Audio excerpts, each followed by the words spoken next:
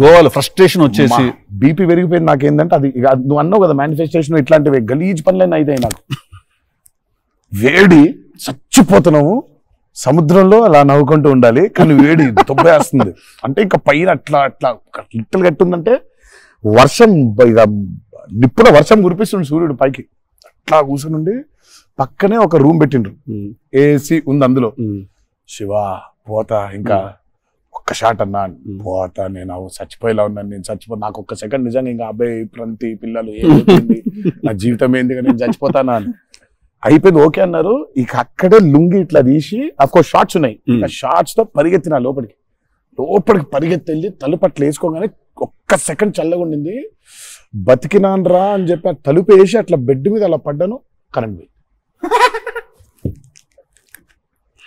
Sorry నవ్వద్దు నీ కష్టం పగవాడికి కూడా రాకూడదు నీకు కూడా రావద్దు నిజంగా నాకు కరెంట్ పోయి నేను ఇంకా ఫోను అమ్మ కరెంట్ పోయింది దగ్గర జనరేటర్ లేదా దరిద్రం చూడు కరెక్ట్ గా ఆ రోజే నిన్న ఆడు జనరేటర్ పాడైపోయింది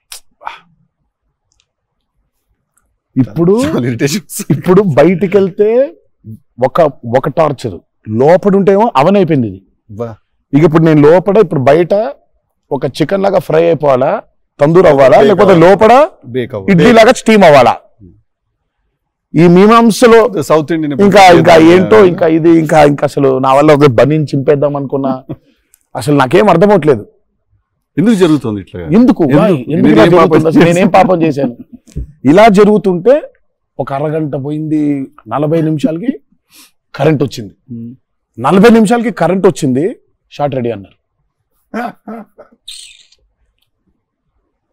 సరే ఇప్పుడు నేను చెప్తా ఇంకా అవ్వలేదు ఇప్పుడు ఇది ఎంతసేపు అవుద్ది వేడి ఇది చల్లబడాలి కదా ఇది చల్లబడే లోపు టైం లేదు ఇది చల్లబడాలంటే ఆ రూము ఆ పర్టికులర్ మూమెంట్ లో ఈజీగా 15-20 నిమిషాలు పడుతుంది ఈ లోపు షార్ట్ రెడీ అన్నారు సరే షార్ట్ రెడీ కదా అని చెప్పి మూసిన కర్టన్ ఇట్లా తెరిచిన షార్ట్ రెడీ కదా శివ ఎక్కడున్నాడని చూద్దామని ఈ కర్టన్ ఇట్లా తెరిచేసరికి ఈయన రాజసుందర మాస్టర్ పరిగెడుతున్నారు నా రూమ్ వైపు నాకు అర్థం కావట్లేదు వీళ్ళు దేనికి ఇట్లా పరిగెడుతున్నారని అక్కడ చల్లగుంది అర్థమేమన్నా వచ్చిన తర్వాత చూస్తే అప్పుడు ఆయన చెప్తాడు స్టోరీ ఏంటో సార్ మాది వేరే అందరికీ భోజనం చేస్తున్నాం ఆ చెమటలతోనే ఇది అయింది కరెంట్ లేదు బయట కాలిపోతుంది టెంట్ లో కూడా బ్లాక్ క్లాత్ టెంట్లు అయ్యి తగులుతుంది అసలు వేడి ఎటు నుంచి వస్తుంది అలా ఉంది మాదేంటి హీరో రూము ఏసీ కట్టెలు వేసి ఉన్నాయి లోపల జరిగే టార్చర్ ఇలాగే ఉందేమో అనుకుంటున్నారు మీరు అక్కడ ఆ చిన్న దూరితే ఏదో అని సరే కాసేపు రిలాక్స్ అవుతున్నారేమో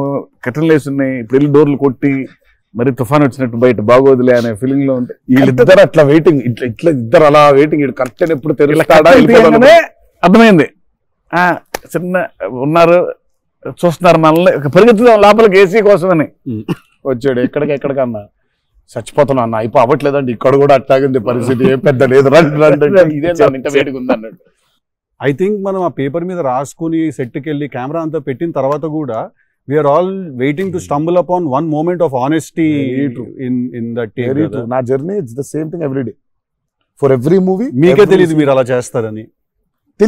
తెలీదు అక్కడ కరెక్ట్ గా వెళ్లే ముందు ఒకటేదో దొరుకుద్ది. కరెక్ట్. ఇప్పుడు మామూలుగా దేవరాలు ఉంది, వర ఎలా ఉండాలో ఒక ఐడియా ఉంది. ఇప్పుడు దేవర ఎలా ఉండాలో దొరకట్లేదు నాకు. సో నాకు అర్థం అవ్వట్లేదు. అంటే ఇప్పుడు ఎలా ఉండాలి, బాడీ లాంగ్వేజ్ ఎలా ఉండాలి ఏంటని చంపుకు తిన్నా శివనే. కాచివా ఏం శివ నాకేం అర్థం అవ్వట్లేదు, ఏదో చెప్పంటే అబ్బా మీకు వచ్చేస్తుందిలే నిలిపాడు. రావడం ఏంటి కాదు శివ, ఏదో నాకేం అర్థం అవ్వట్లేదు. దేవర ఏంటి ఇప్పుడు, వాడు ఎట్లుండాలి, వాడు మూడ్ సెట్ ఏంటి, వాడు మైండ్ సెట్ ఎట్లున్నాడు, ఎట్లా నడవాలి, ఎట్లా నిల్చోవాలి ఏంటి, చాలా కంపోజ్గా ఉండాలా, మరీ ఓవర్ కంపోజ్గా ఉండాలా, లేకపోతే అగ్రెసివ్గా ఉండాలా, నాకేం అర్థం అవ్వట్లేదు. ఫైనల్గా I just felt that okay ఇప్పుడు నేను I don't know, I just probably place Abhay or Bhargav there. Scene ఏంటంటే కొడుకుతో సీన్ ఉంది అక్కడ.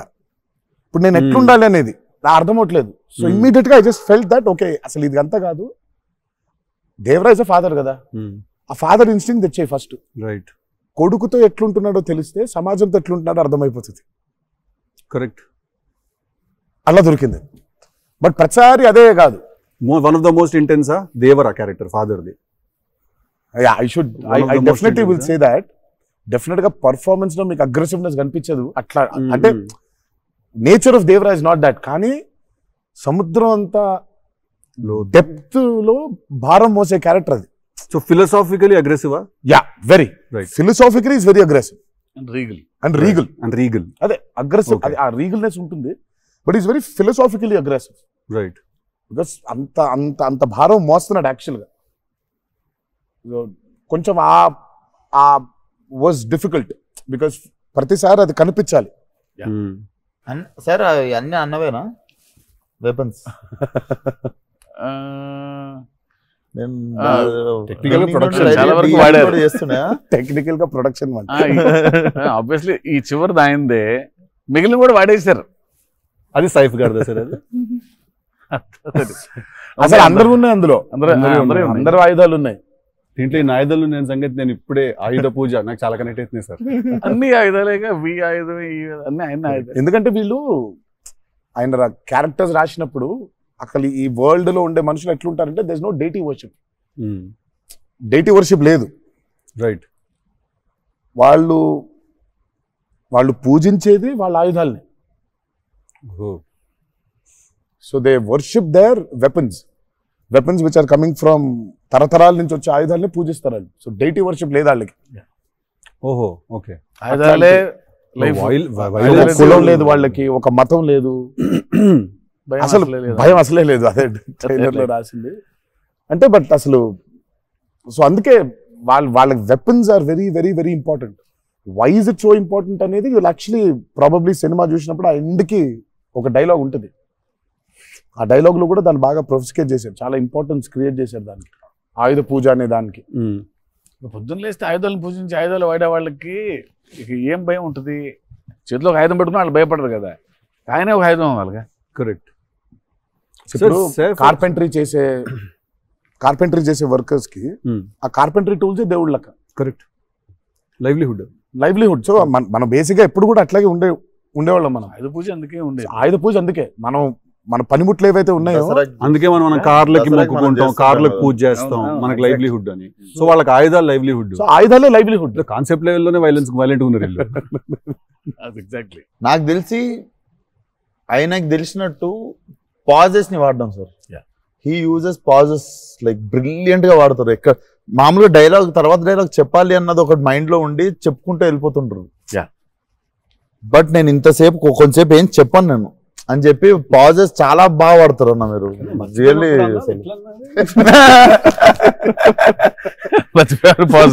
మర్చిపోయిన వెంటనే ఏంటంటే వేరే యాక్టర్ ఆర్టిస్టిక్ పాజ్ ఇచ్చి అలా పక్కకు ఒకసారి చూసి చెప్పరా ఏడి ప్రాంప్టింగ్ కోసం వేరే అంటే మొదటి నుంచి చెప్పాలి.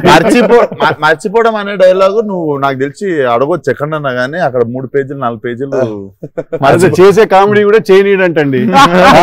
ఫన్ కావాలన్నారు ఇంటర్వ్యూలో, నేనేదో ఫన్ చేస్తున్నాను. మాస్కా దాస్ అక్కడ నచ్చట్లేదు అన్నమాట. మన ఇద్దరు ఫ్రెండ్షిప్ జెలసీ వస్తుంది. ఆ రోజు కూడా గుర్తుందా?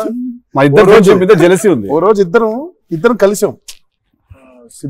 మనోడి టిల్లు 2 కి ప్రీ రిలీజ్ సక్సెస్ ఫంక్షన్ కి వెళ్తున్నాను, పిలవడానికి వచ్చాడు, ఉన్నాడు అక్కడ, మాట్లాడుతున్నాను. మాట్లాడిన తర్వాత విశ్వక్ గుర్తొచ్చి విశ్వక్ ఫోన్ కొట్టాడు. విశ్వక్ ఎక్కడున్నావు అంటే, అన్నా ఇక ఈయనే ఉన్నా ఆఫీస్లో. అంటే మీరు ఎక్కడున్నారు? నేను ఆఫీస్లో ఉన్నా. సిద్ధు ఉన్నాడు ఇక్కడ అంటే, నాకంటే ముందు ఆయన్ని పిలిచినవాళ్ళే అన్నా నువ్వు అంట. నేను పిలవడమే చిచ్చి.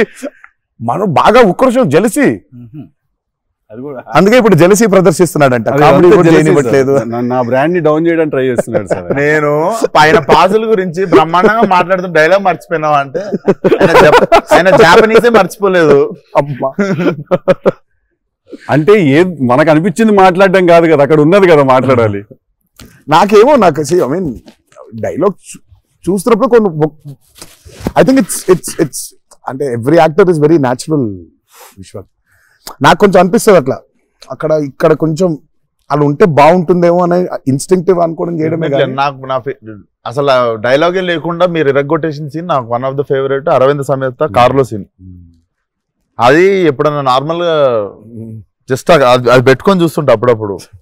It's one of the brilliant pieces. మీరు చాలా చేసిర్రు, చాలా సినిమాలు చాలా చేసిర్రు. That is one of my favourite scene అయ్యి షో నాకు తెలియనోడు ఎవడన్నా వేరే భాషోడు ఇంగ్లీష్ వాడు ఎవడన్నా కనిపిస్తే నేను చూడు మా యాక్టర్ ఒక సీన్ చూపిస్తాను నీకు అని చెప్పి పెట్టి చూపించే సీన్ మీద ఫస్ట్ అదే నేను. It doesn't have a language కదా, సో డైరెక్ట్ చూపిస్తాను నేను. అది చాలా ఫ్లూయిడ్ గా ఉండాలి.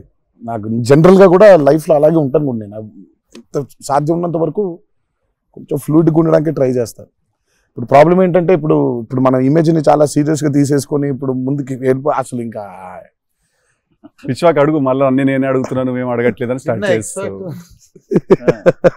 ఏం లేదు సార్, ఇప్పుడు అంటే దీనికి మేము వచ్చి ఇంత చేసినందుకు ఏదన్నా ఒక ఎక్స్పెక్టర్ ఉండాలి కదా మాకు.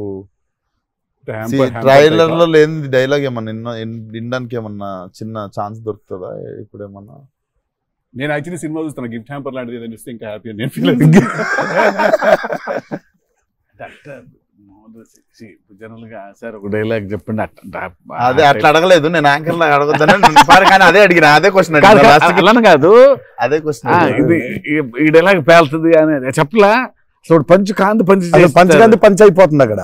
సో అందుకని నేను పర్టికులర్ గా ఇది ఆడియో ఫంక్షన్ లో చెప్పాల్సిన డైలాగ్ వచ్చి ఇక్కడ చేసినందుకు నీకు డైలాగ్ కావాలంటే బిర్యానీ వండి పంపిస్తా తిను. సూపర్, బెస్ట్ కదా అదే బెస్ట్, అదే బెటర్. బిర్యానీ వండి ఎక్స్ ఫ్యాక్టర్ అదే నీకు. ఇక చెప్పానన్న డైలాగ్ వేసి అర్థమైంది చెప్పి బాగా డిప్లొమాటిక్ గా చెప్పారు. అర్థమైంది, బిర్యానీ ఒకటేనా అని చూస్తున్నా అంతే.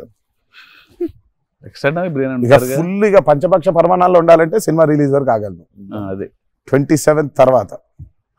బట్ థ్యాంక్ యూ మీ ఇద్దరు వచ్చి మా ఇద్దరితో ఈ ఇంటర్వ్యూ అన్నది కానీ ఈ chit chat thank you so much మాట్లాడుకుంటుంటే. Thank you so much Vishwak, thank you so much. Indian pleasure. Wanted to meet, wanted to understand. ఇన్ని సంవత్సరాల నుంచి కష్టపడి సినిమా తీస్తున్నారంటే at least with in the industry ఉన్న మాకైతే అర్థం అవుద్ది దాంట్లో ఎంత కష్టం ఉంది ఏంటనేది. So we wish you guys all the very best. Thank you so much. Not that you need it, looks No, very promising. we need it. But I mean బయట కావాలి ఎన్ని బ్లెస్సింగ్స్ అయినా అన్ని బ్లెస్సింగ్స్ కావాలి మాకు. ఆ విషయం మాత్రం కాంప్రమైజ్ లేదు. ఎన్ని బ్లెస్సింగ్స్ వస్తే ఇచ్చేయండి మాకు, తీసేసుకుంటాం. Looks damn promising and can't wait to see. Thank you. 27th September కలుద్దాం మనం, చిల్లు కొడదాం.